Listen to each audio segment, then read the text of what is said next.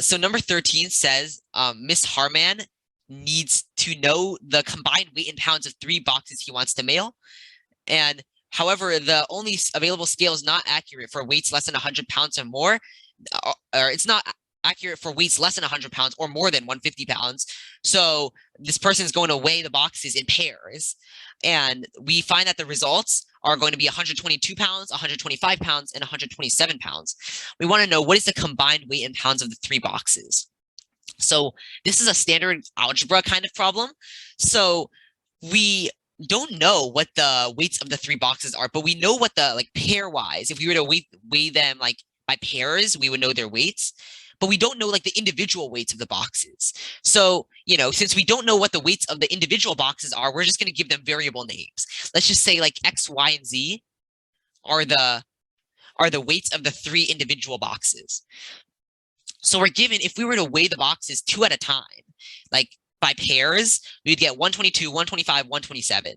So if we were to first weigh the boxes of X and Y, we would get, let's say, 122 pounds. Now, if we were to weigh the boxes of Y and Z, we would get 125 pounds. And finally, if we were to weigh the last pair, we were to weight X and Z, we would get 127 pounds. So X plus Z is 127. So now we have 3 equations with 3 variables. And one way you could do this is you could just like solve the equation, right? You could solve for X, solve for Y, solve for Z, and then add the 3 numbers together to get the combined weight. But the question wants us to find the combined weight of the 3 boxes. The question doesn't ask us to find, what are the individual weights. And like, just as we talked about with the last problem, we had lots of symmetry. So right now we want to take a look at how can we like use the symmetry, right? Because if we were to look at these 3 equations on the left side, we kind of see symmetry, right? You have an X plus Y, you have a Y plus Z, you have an X plus Z.